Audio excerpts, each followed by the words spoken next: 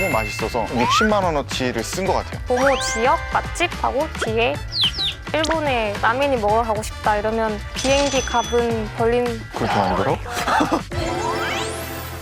저는 회사를 다니면서 피그웨이브라는 맛집 계정을 운영하고 있는 박신용이라고 합니다. 인스타 맛집 방범대 맛집 채널을 운영 중인 이혜민이라고 합니다. 전국의 맛집을 지키는 맛집 방범대라는 뜻인데 사람들한테 맛집을 알리고 맛집이 계속 유지되도록 지키자라는 의미로 사람들에게 직접 먹어보고 촬영한 찐맛집들을 소개해주는 계정입니다. 피그웨이브는 저도 재미없을 것 같은데 먹던 맥주가 빅웨이브였거든요. 한 글자 바꿔서 그냥 피그웨이브라고 한 거거든요.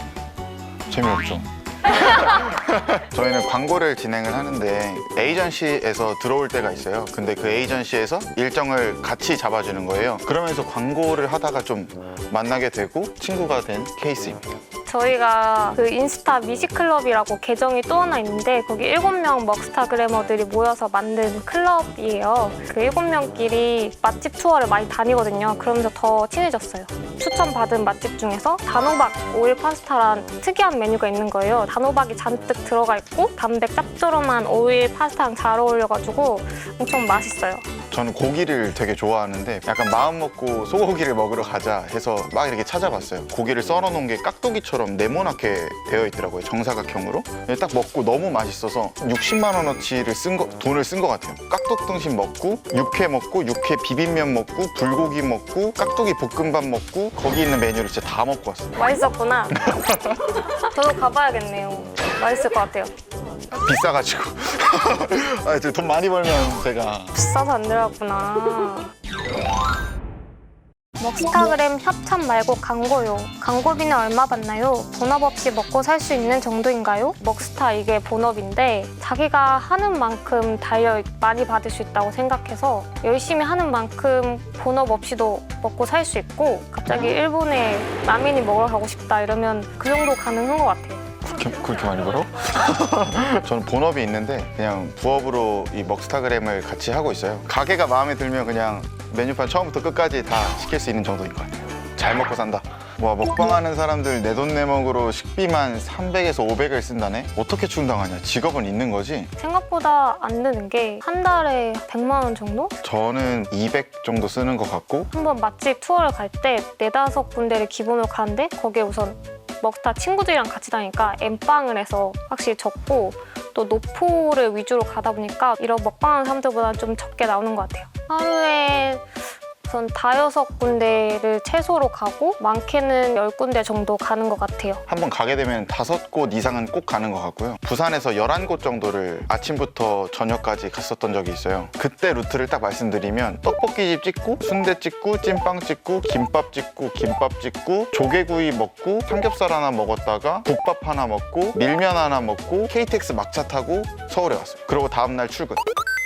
맛집 리뷰하는 사람들 어떻게 다들 마른 걸까? 난 디저트 먹고 싶은 거 꾹꾹 참고 먹고 늘어난 몸무게에 좌절하는데 제가 아는 맛집 리뷰하는 사람들은 다 살이 많이 찌고요. 그래서 운동을 많이 시작하더라고요. 저도 한 10에서 15kg 정도 쪘고요. 평소에 회사를 다니고 그다음에 맛집을 가려다 보면 저녁 시간을 다 쓰잖아요. 그냥 회사 점심시간에 좀 밥을 안 먹고 헬스장을 가서 1시간 정도 운동을 하고 오거든요. 이게 이렇게 안 하면은 제 뱃살이 못 버티더라고요.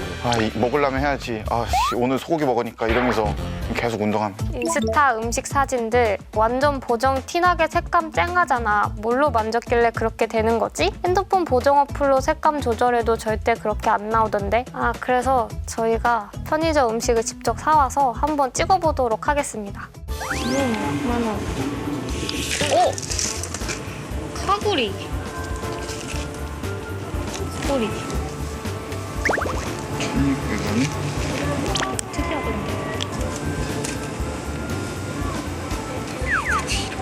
이렇게 사서 갈게요.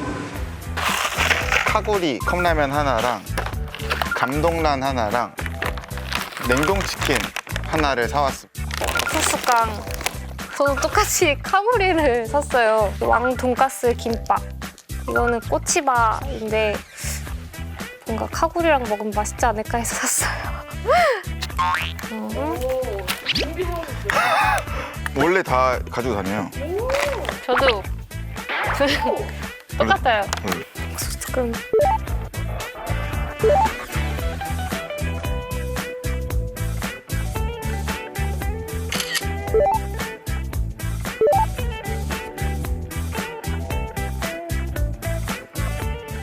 어플을 여러 가지 쓰기도 하는데 이 조명도 있고 이 조명도 있어서 인스타그램에서만 했어요.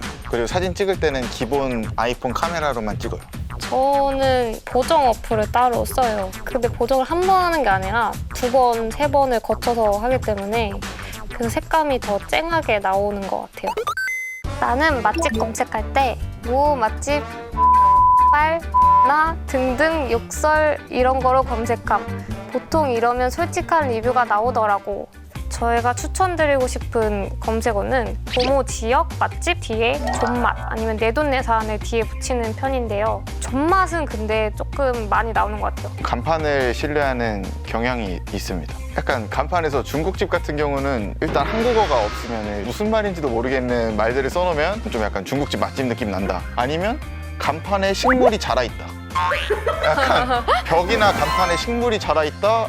이거는 식물이 자랄 만큼 오래되고 리모델링이나 인테리어 이런 거 하나 없이 자리를 굳건히 지켜왔다. 식물의 뿌리만큼 단단한 집이다. 약간 이런 느낌. 그런 거 좀 믿는 편인 것 같아요. 맛집 리뷰글에서 식사권을 무료 제공받아 솔직하게 작성되었습니다. 보면 기온 짝빠짐요. 공짜로 먹은 걸 어떻게 솔직하게 작성할 수 있는지. 그 광고를 진행할 때도 사전에 우선 맛이 있는지 찾아보고 하기 때문에 제가 먹었을 때 맛없으면 절대 안 올리는 것 같아요. 저는 사례가 딱 있는 게 곱창집이었는데 곱창이 되게 예민한 음식이잖아요. 딱 먹었는데 너무 비린 거예요. 이거를 솔직히 제가 못 삼키겠더라고요. 근데 이거를 또 글 쓰는 것도 진짜 못하겠는 거예요. 그래가지고 사장님한테 죄송하다고 말씀을 드리고 계산을 하고 그리고 나왔어요. 그래서 광고를 갔는데 광고를 안 찍고 돈만 쓰고 왔다. 그렇게 못 올린 집이 꽤 많아요. 이 쉽게 돈 버는 방법이라는 게 조금은 누군가한테는 억울할 수 있을 것 같아요. 왜냐면은 친구들도 많이 못 만나고 이거 자체가 되게 소화불량을 일으킬 수도 있고 그래도 먹스타그램을 하고 싶으시다면 분명 장점도 많이 존재하는 거니까 화이팅!